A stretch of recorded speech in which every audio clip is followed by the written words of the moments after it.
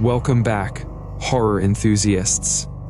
Tonight, I'm sharing a disturbing tale sent in by one of our subscribers, Mark from Boston. This story centers on a decision made in a moment of desperation and the terrifying consequences that followed.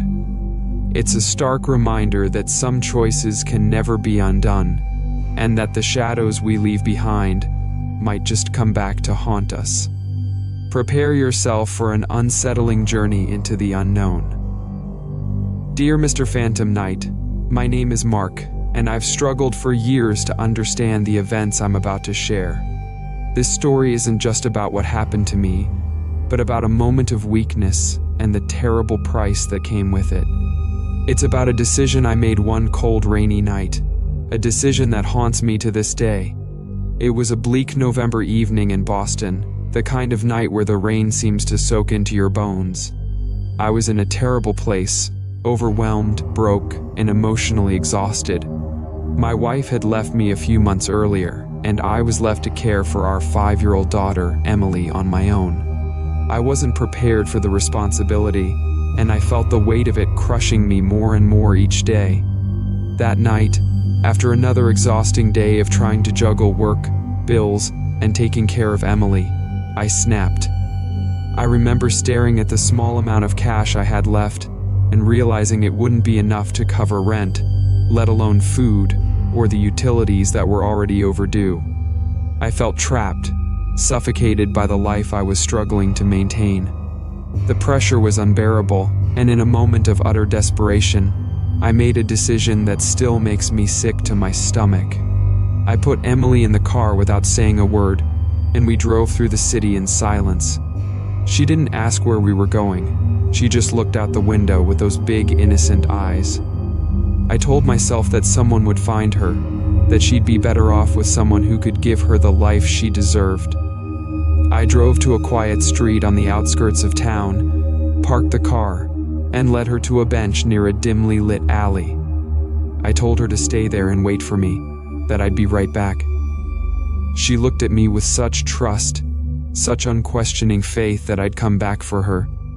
I kissed her on the forehead, turned, and walked away, my heart heavy with guilt and shame. I told myself it was for the best, that she'd be taken in by someone who could care for her properly. But as I walked away, a part of me knew I was making the worst mistake of my life. I got back into the car and drove away, my hands shaking on the steering wheel. I could barely see through the tears that blurred my vision. I wanted to turn around, to take her back, but I kept driving. I couldn't bear to face the reality of what I had done. The further I drove, the more the city's familiar streets twisted into strange, unfamiliar paths. Boston had always been a city I knew like the back of my hand, but that night, it felt like a maze with no exit. The rain grew heavier, pounding against the windshield, obscuring my view of the road ahead. Streetlights flickered ominously as I passed, casting eerie, wavering shadows that seemed to stretch out toward the car, reaching for me. I turned down an alley I had never seen before, the narrow path lined with crumbling brick buildings that loomed over the street like silent sentinels.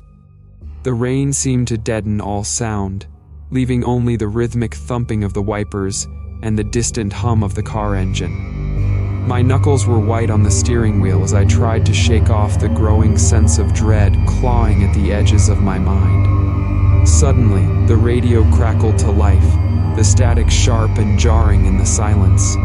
A distorted voice, faint and garbled, whispered through the speakers. It was a child's voice, soft and distant but unmistakably Emily's. "Daddy, come back!" I slammed my foot on the brake, the car screeching to a halt in the middle of the deserted alley. My heart pounded in my chest as I stared at the radio, frozen with terror. The voice faded into static, but I could still hear the faint echoes of Emily's plea ringing in my ears. I quickly turned off the radio, but the damage was done.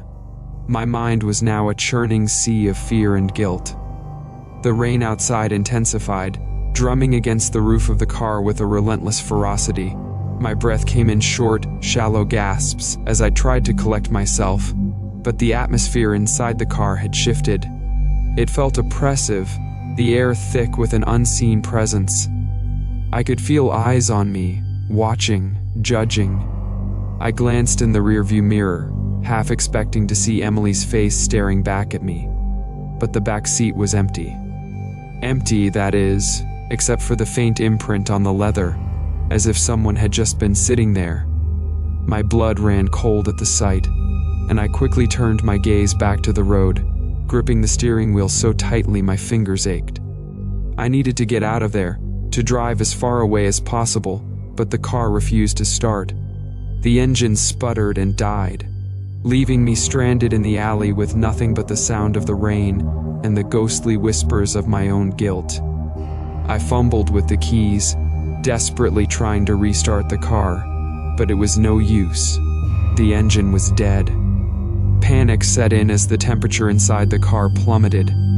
My breath fogged up the windshield, and I could see my reflection staring back at me, eyes wide with fear. And then, just beyond my reflection, I saw something else, movement in the foggy glass, a shadowy figure standing just outside the driver's side window. My heart leapt into my throat as I turned to look, but there was nothing there. The street outside was empty, shrouded in darkness and rain. But the feeling of being watched persisted, growing stronger with each passing second.